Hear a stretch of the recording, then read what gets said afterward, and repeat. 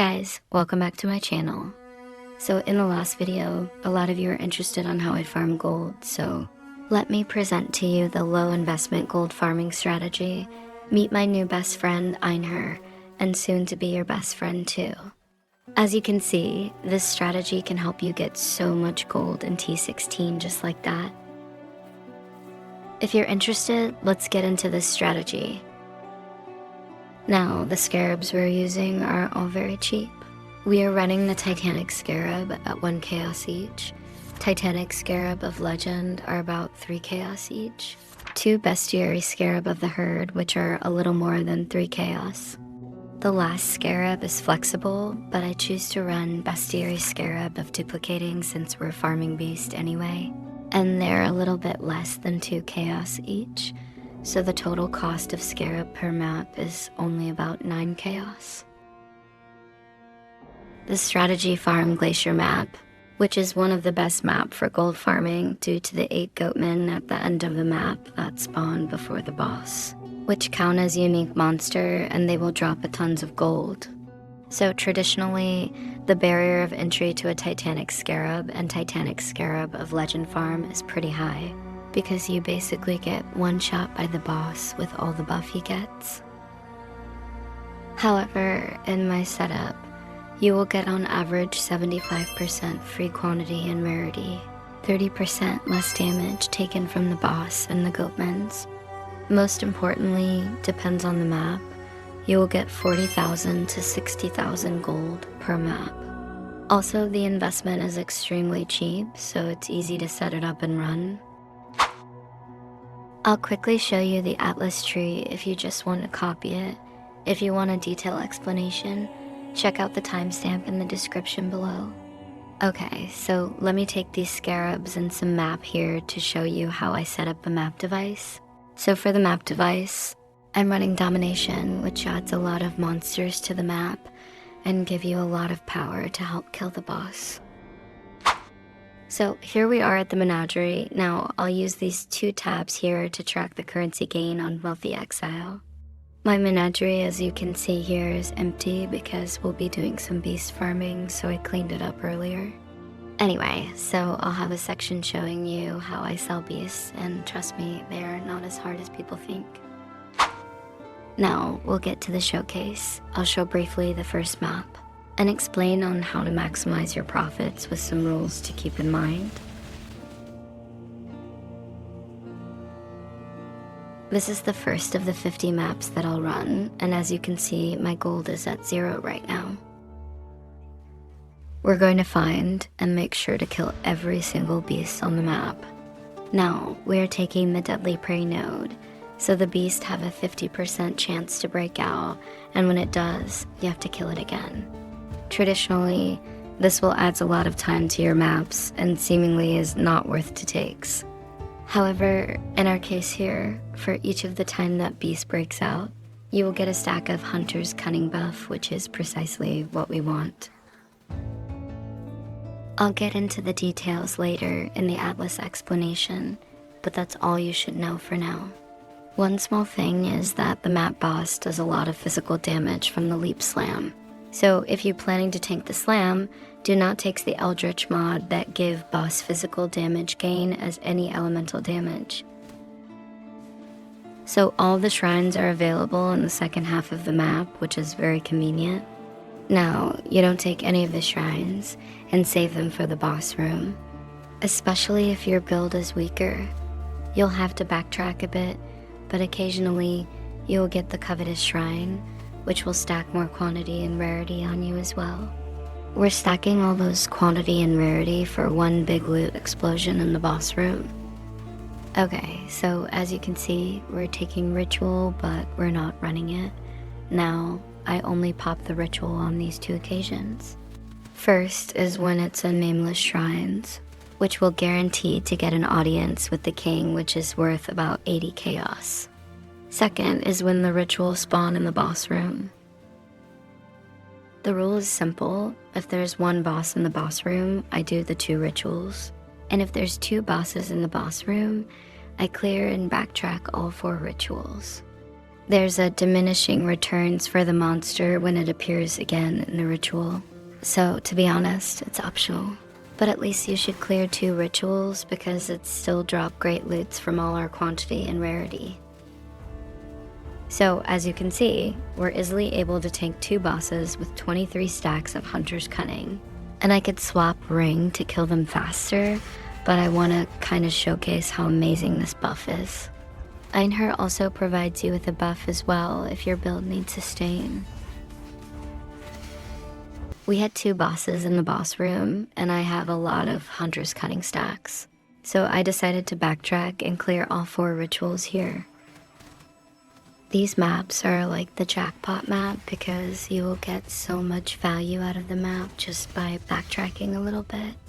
It's not often you get 2 bosses with a ritual in the boss room, but again, it's optional and you're free to do what you want. If you want to clear more map per hours, then just pop the ritual in the boss room and leave the map. Maybe the game know I'm recording a video, so they're giving me exactly what I want right on the first map of this showcase. I think I did not mention this, that the boss and the goatmans are considered beast type. That's why getting the Hunter's Cunning buff works on them. Yep, so in this very first map, I got 87,000 gold in a matter of 7 minutes of running a tier 16 map. Totally worth it. Now, let's get to the map showcase highlight.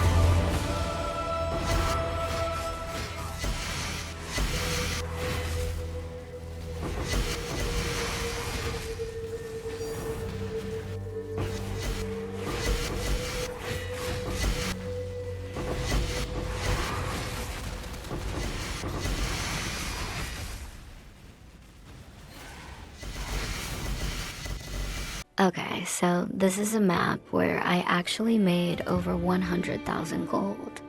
So I just want to briefly show you what happened. So we started the map with this much gold here. Remember this number. I'll speed forward to the interesting part, which is the boss room, where we'll have around 18 stacks of Hunter's Cunning and a ritual with double bosses. So this is the kind of jackpot map that we sometimes get. Overall, I think I got a double boss ritual in about 10% of my maps. I'm just running the 8 modded map that I farm with no particular specific mods. But I'm guessing double unique bosses are very strong in this farm. As you can see, with such high free rarity and quantity, even the ritual drops very good loots. And yes, I'm backtracking and doing all 4 rituals in this map too. I actually think that if I tweak this farm for the high end a little bit, it would have as much potential as the Rogue Exile rarity farm, which is much more rippy than this and a bit more annoying to farm. So let's take a look at the gold after this ritual, okay guys? So we get just a bit more than 100,000 gold in this map with tons of rare uniques as well. It's great.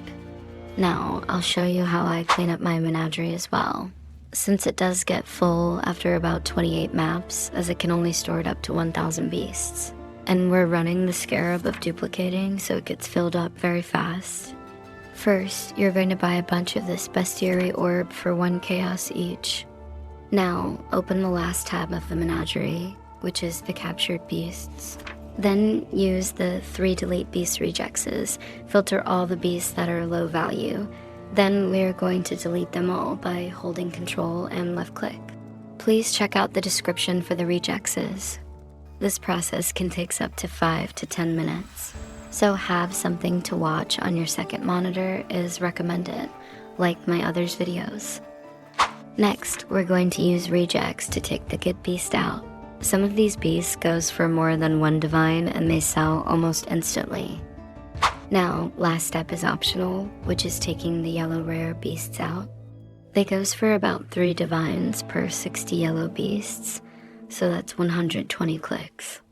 Think about getting a 1.5 chaos profit per click because the cost of the orb is 1 chaos already. Anyway, so I did all of that. And now my menagerie is empty. We'll get back to the map showcase.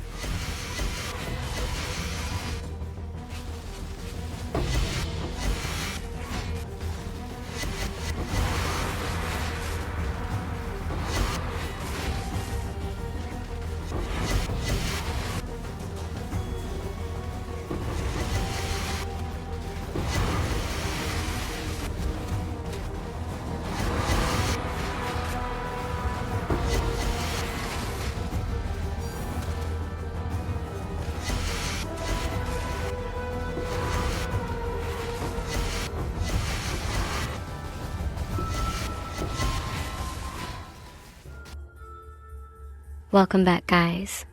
Now we're talking about how I set up my Atlas tree. I'm putting all the points in bestiary, especially deadly prey over here. This node is very important because it gives a lot of free quantity and rarity, less damage taken, and increase your damage against beast. It is the core of our strategy. Next, I'm taking this wheel here for Einher chance to be on the map. Then all these nodes here. Now, this Mighty Hunter node is optional, but if you feels like your build is weaker, just take it for free recovery from Einher buff in the boss fight. If you don't need it, you can put it here in the Eldritch minion wheel. So for this wheel here, you want to spec into whichever family that has the highest value beasts. Right now, I'm taking the wilds and the sands as it covers the 5 out of the 6 highest value beasts. Now, this natural selection node is very important as well, so you want to take it for rarer beast, which is what we want. We're taking all these nodes here as well for Einher's chance and more red beasts. Now, the other 2 mechanics we're putting on our map is ritual and domination for more natural monster on our maps, and its synergy well with our strategy. I'm taking this point for guaranteed 4 rituals in our map, which will let us have more chance for ritual spawn inside the boss rooms. And basically, I'm taking all the ritual chances node for up to a total of 90% chance for ritual. If you want 100% chance, you can drop nodes from the Eldritch minions and block one of the mechanics here.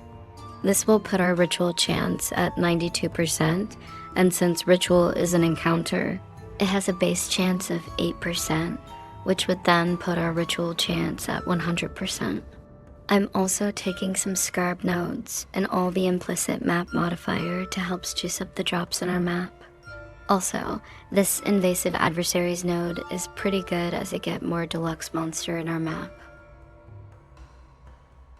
So for shrine, I'm taking these nodes for 100% chance for additional shrines, then spec down here at overloaded circuits. This will double our map crafted cost at 6 chaos for domination, but in return gives us 3 random nodes from the notable shrines mechanics. So these are the shrine's notable mechanics, and as you can see, there's only 4 of them. So we're guaranteed 3 out of 4 shrines notable, and they are all goods. This actually saves us a lot of points. It should be noted that it can overlap with your already spec node, so you can waste a point, but I always want this note, so I take it anyway. If we're lucky, we'll get all 4 nodes in some maps.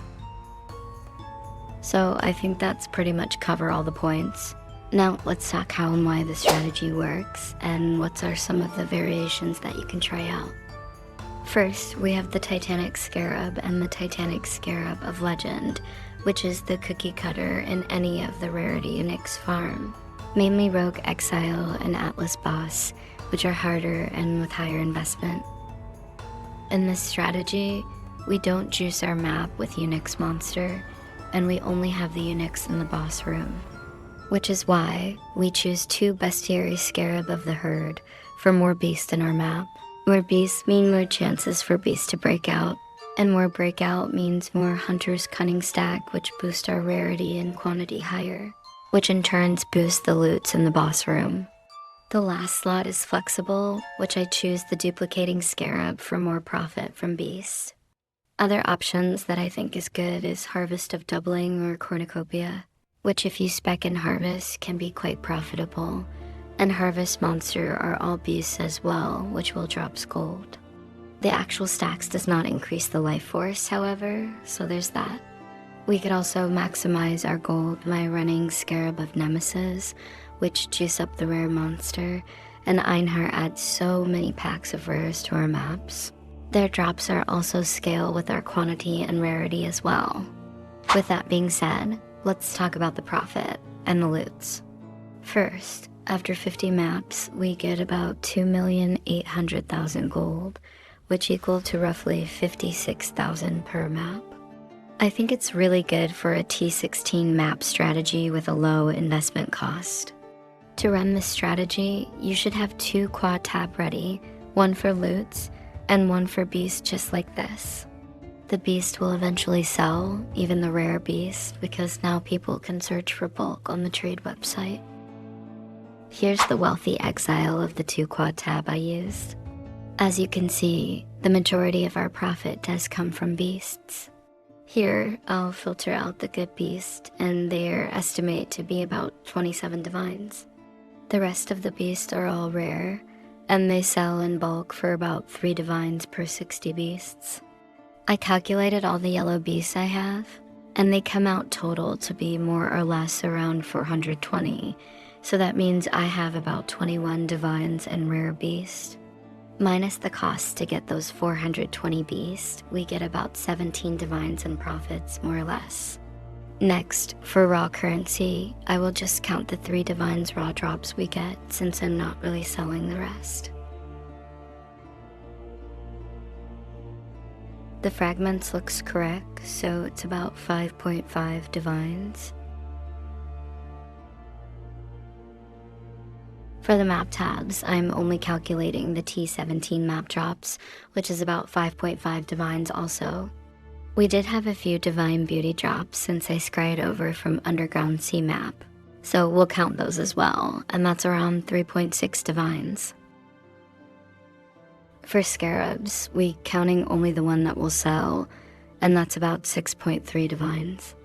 Since we're running ritual, we do have chance for an Omen of Fortune, which bring very good profit, but we didn't get it. So the Omen comes out to be 2 divines profit more or less. So in total, our revenue from these 50 maps are 69.9 divines. The investment for 1 map is 12 chaos for the map, 9 chaos from Scarabs, 6 chaos from the map device, so that's 27 chaos per map. Times that with 50, and we have around 13.1 divines of investment. Our revenue was 69.9 divines, and therefore net profit is about 56.8 divines.